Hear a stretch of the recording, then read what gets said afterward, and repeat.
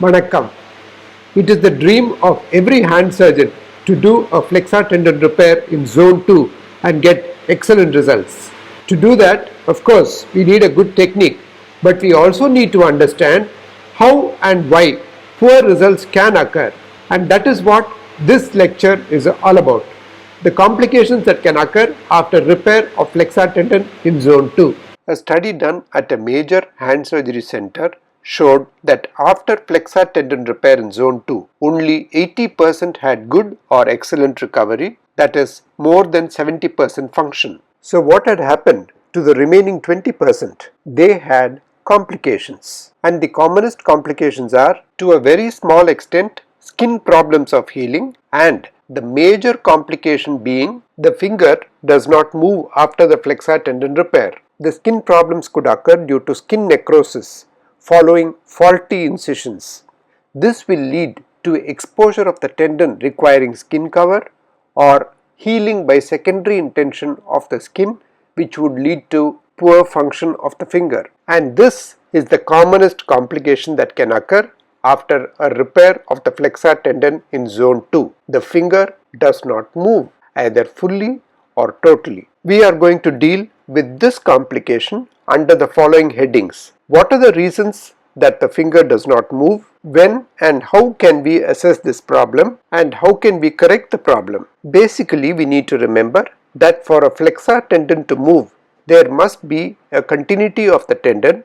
The tendon must move smoothly under the skin, over the bones and joints, and must glide through tight pulleys. Based on this, we can understand that there are 4 reasons why the repaired flexor tendon does not move. The first is lack of continuity of the tendon. Second is lack of tendon glide. Next is resistance to the tendon glide. And finally, biomechanical factors. So when the repaired flexor tendon does not move at all, it indicates that there has been a rupture of the tendon, which could either be a proximal rupture or a distal rupture, as in this example where the movement is only at the metacarpophalangeal joint and absolutely no movement at the interphalangeal joints. The movement at the metacarpophalangeal joints being due to the intrinsic muscles. The second cause of the finger not moving is the lack of tendon glide.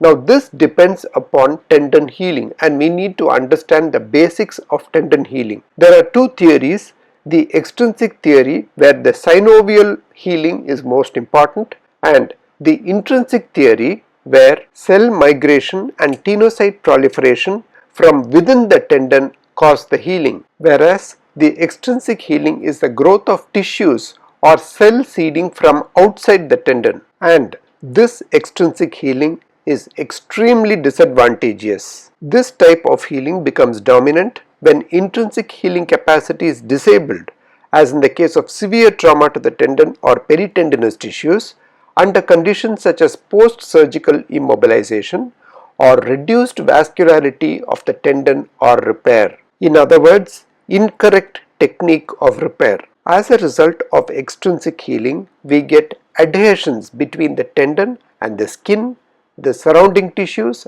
and the underlying bone, and these adhesions can be graded. Grade 0 when there are no adhesions, grade 1 with minimal amount of adhesions, grade 2 mild amount of adhesions less than 33% of the surface involved, grade 3 moderate amount, and grade 4 marked amount of adhesions, that is more than 66% of the tendon surface has been involved. This restriction of finger movements due to adhesions is exemplified in this clinical picture. Even if the tendon glide is good, there may be a resistance to this tendon glide which can prevent the finger from moving fully. Normally, 30% of the resistance to the tendon glide comes from the major annular pulleys. So after repair, if the pulleys are tight, there will be a major resistance causing a poor function. The next cause of resistance is the resistance offered by the volar tissues, especially edema. So inadequate hemostasis after flexor tendon repair can cause severe edema and swelling,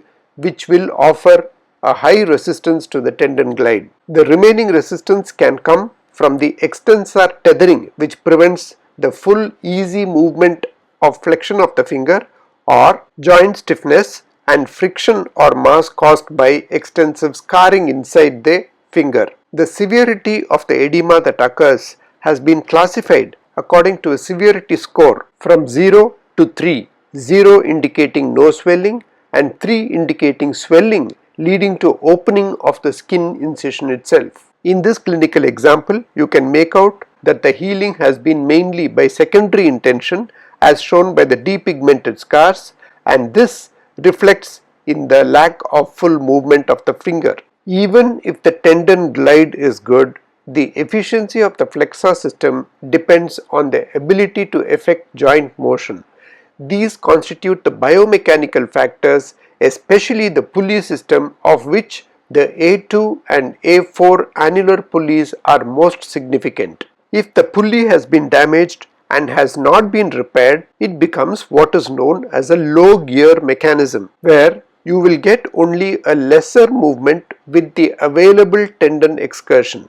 So even if the tendon excursion is maximum and almost normal, the amount of movement on the finger will be less. And however much of therapy is done, this full active range of movement can never be achieved. Thus, the need for repair of the pulleys also. It is better to make the final assessment after a minimum of 3 months of regular therapy, and clinical assessment is the mainstay of evaluating the result of flexor tendon repair in zone 2.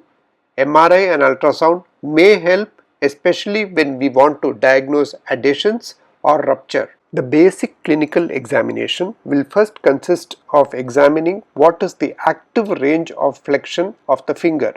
It may be either no movement or a minimal or less than maximal movement. The passive range of movement should next be examined, which may be zero movement, minimal or less than full movement, or full range of movement. Let us first consider the significance of no active range and no passive range of movement also. This indicates that the joint is stiff and needs a release before further assessment can be done. If there is no active range of flexion but there is a minimal passive range of movement, therapy is needed to improve the passive range first. And if there is no active range of movement but the passive range of movement is full, all it needs is a tendon reconstruction, because it means that the repaired tendon has ruptured. Having a minimal active range with no passive range is not possible, so this situation cannot arise. But if there is a minimal passive range of movement with minimal active range of movement, all it needs is therapy